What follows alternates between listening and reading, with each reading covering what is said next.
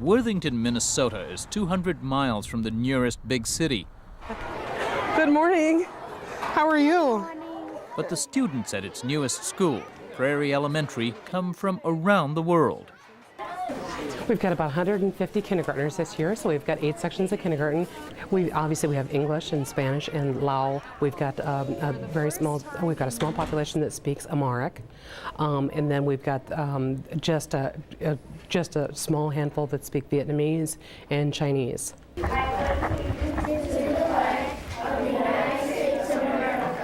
Not since the first settlers in the late 1800s have so many immigrants come to this small town. In those days, they came from Europe to farm. Today, the magnet is meat packing. Factories here depend almost entirely on immigrants. In Worthington, it's the Swift plant, says Mayor Al Oberlo. They had 100 openings just recently. It did 100 interviews. And of the 100, they had 1 Caucasian, 2 blacks, 1 Asian, and 96 Hispanics. Most of the new immigrants, who make up about a quarter of the town's 11,000 people, are here legally, but some are illegal, using forged documents to hide their status or get jobs. Stolen or forged identity is one of the biggest immigrant-related crimes, according to Police Chief Mike Comiskey. We've had somebody that's been in our jail before, and then all of a sudden the records clerk looks and says, well, that's not the name that this person had the last time. A great number of the people that we deal with that are from Latin America and Mexico, Central America.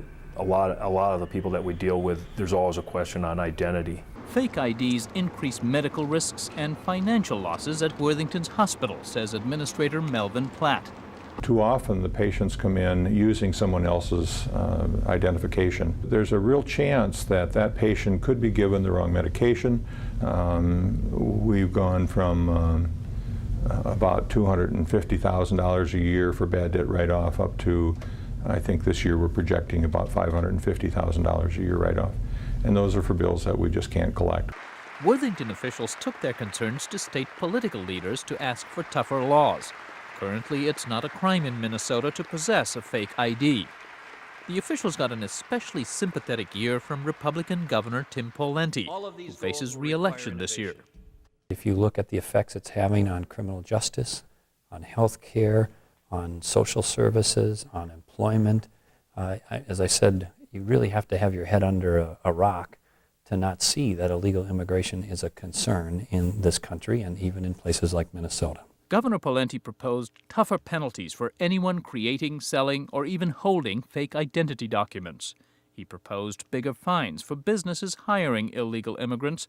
The governor also wants to set up a team of 10 state immigration officers to crack down on ID crimes, human trafficking, drugs, and terrorism. And Pawlenty asked legislators to overrule laws in the state's 2 major cities that critics say provide safe haven to undocumented people. In Minneapolis and St. Paul, police are not allowed to ask for someone's immigration documents unless it directly relates to their investigation.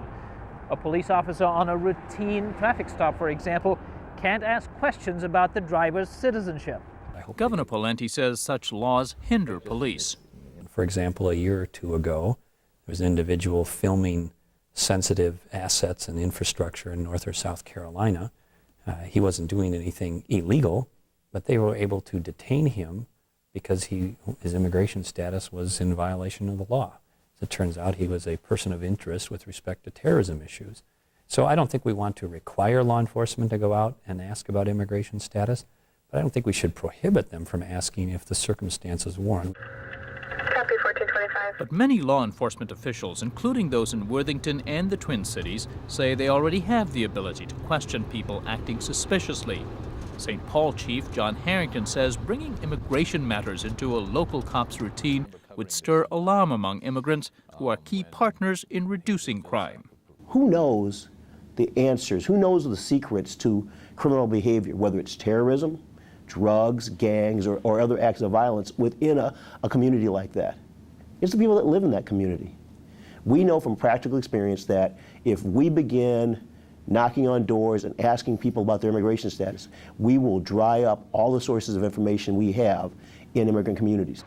Immigrant communities have grown at record levels in Minneapolis and St. Paul in recent years, drawn by a strong economy and the presence of church-based refugee agencies. They include perhaps the largest Somali population outside Somalia, other Africans, Southeast Asians, and Central Americans. A majority of students in the two cities' public school systems come from non-white backgrounds, and together they speak at least 55 different languages. What color do you think that is? White.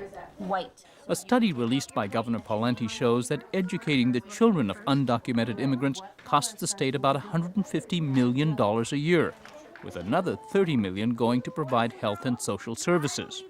But Bruce Corey, an economist at Concordia University in St. Paul, says that estimate doesn't include the income and sales tax paid by undocumented immigrants, or the fact that there's strong demand for their labor. There's a database maintained by the Center for Immigration Studies of all the firms in the United States that were sanctioned by the old INS for using illegal workers. There were 1,000 Minnesota firms in over 69 counties, so a huge section of Minnesota. There is a demand for this kind of work in Minnesota, and we've got to acknowledge that fact. Governor Pawlenty doesn't deny illegal immigration has benefits. He says it's beside the point. Having something be cheap or having something be economically beneficial doesn't justify illegal behavior.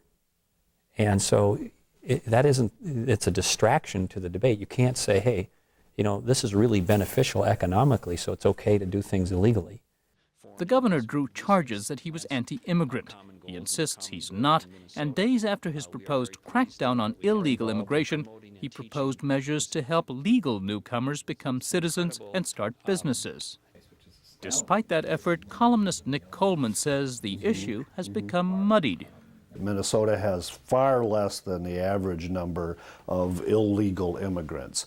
It has half of the foreign-born people in this state are actually refugees or asylum seekers, and I think that there is some, on the street level at times, there's confusion between asylum seekers and illegals and naturalized citizens and the rest. It's that confusion between legal and illegal immigrants that worries many in the immigrant communities, including Professor Corey, himself an immigrant from India. Because of the nature of immigration, most of immigrants that come to this country are from Asia or Latin America, particularly true to Minnesota. So how are you going to find out who is legal and who is illegal? And so someone like me who might be walking down the street is painted among us in the form of perception of the public eye as an illegal person.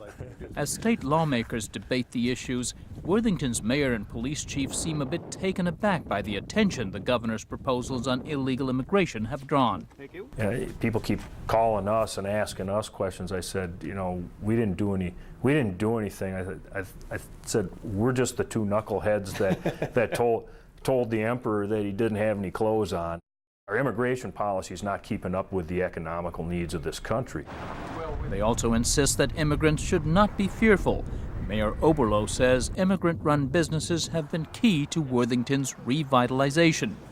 I think last count 25, and they're thriving, and they're frequented by people that have been longtime citizens of Worthington. So I think, as far as that goes, there's an acceptance. I don't think there's any rationale, at least I've never heard, let's move them all out. That's not the case. Summer program.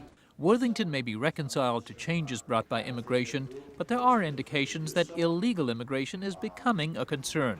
For example, school officials called this meeting recently to ask the public's help to balance their budget, because voters last November rejected a ballot measure to raise property taxes. One factor, the school superintendent said, is a perception the money would be educating children not legally entitled to be in this country. How that operating referendum affects